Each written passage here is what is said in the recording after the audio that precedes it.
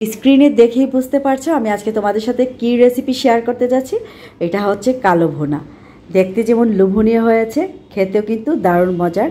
হে guys, আসসালামু আলাইকুম, welcome back to my channel Food Quest by রাইন।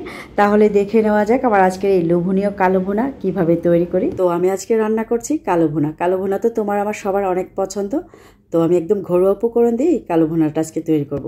তো এই কালো ভুনার রেসিপি কিন্তু অলরেডি আমার পেজে 2টি আপলোড হয়েছে। এগুলো হচ্ছে পুরনো ভিডিও, চাইলে ফলো করতে পারো। মাংসগুলোকে আমি রেগুলার সাইজ থেকে কিছুটা বড় করে কেটে ভালো মতো ধুয়ে পানি ঝরিয়ে নিয়েছি। এখন এর মধ্যে গোটা মশলাগুলো এক এক করে দিয়ে দিচ্ছি।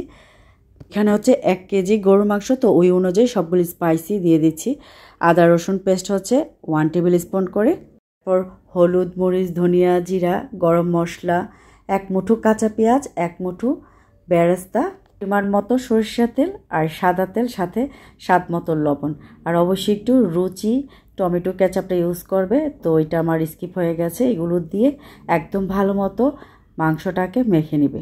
সুন্দর ফ্লেভার পাওয়ার জন্য চাইলে একটা কালো এলাচ ইউজ করতে পারো, তো আমার কাছে এটা অ্যাভেলেবেল ছিল না, তাই দিতে পারলাম না। মাংসটাকে ভালো মতো মেখে নিয়ে চুলায় বসিয়ে দিলাম। আমি কিন্তু এর মধ্যে কোনো প্রকার পানি ইউজ করি নাই। মাংস থেকেই দেখো প্রচুর পরিমাণে পানি উঠেছে, তো এই পানি দিয়ে কিন্তু আমি মাংসটাকে ভালো মতো সিদ্ধ করে নেব। মাংস যখন কিছুটা সিদ্ধ হয়ে আসবে তখন এর মধ্যে আমি ফুটন্ত গরম পানি এভাবে ছিটিয়ে ছিটিয়ে দিব। একদম সরাসরি দিতে যাবেন, তাহলে কিন্তু কালো ভুনা খেতে মজার হবে না। এভাবে করে 2-3 বার পানি ছিটিয়ে দিতে পারো। তো আমি ঢেকে মাংসটা এখন সেদ্ধ হতে থাকুক, আর সেই ফাঁকে কালো ভুনার জন্য একটা ফোড়ন তৈরি করে নিই। তো প্যানে দিয়ে দিলাম পরিমাণ মতো সর্ষের তেল, সাথে কিছু শুকনা মরিচ, কিছু রসুন কোয়া আর হাফ কাপের মতো পেঁয়াজ কুচি, এই সব কিছু দিয়ে ভেজে নিয়েছি। এখন হচ্ছে ফোড়ন দেওয়ার পালা। মাংসগুলো একদম ভালো মতো সিদ্ধ হয়ে গেলে কিন্তু ফোড়নটা দিতে চেষ্টা করবে। ফোড়ন দেওয়ার পর দিয়ে দিলাম 1 মুঠো কাঁচা পেঁয়াজ, তো এটা অবশ্যই দিবে। এরপর যাবে সামান্য রাঁধুনিটা কষলিয়ে দিয়ে দিলেই হবে। এরপর হচ্ছে সামান্য জিরা গুঁড়া আর গরম মশলা, এই সব কিছু দিয়ে একটু নেড়ে চেড়ে আবারও ঢেকে আরও কতক্ষণ রান্না করে নিব। তো দেখো আমার কালো ভুনা কিন্তু অলমোস্ট ডান। আর কত সুন্দর কালার চলে আসছে দেখলে তো কালো ভুনাতে। আমি কিন্তু কোনো প্রকার বাইরের মশলা ইউজ করি না, সব কিছু আমাদের হাতের কাছের মশলা দিয়ে এই কালো ভুনাটা তৈরি করা হয়েছে।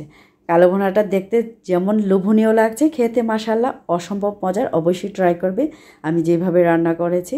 তো এইভাবে ট্রাই করলে সবাই খেয়ে অনেক পছন্দ করবে। তো ঠিক আছে, আমার আজকের এই কালো ভুনার রেসিপি এখানে শেষ করছি। সবাই ভালো থাকো, আল্লাহ হাফেজ।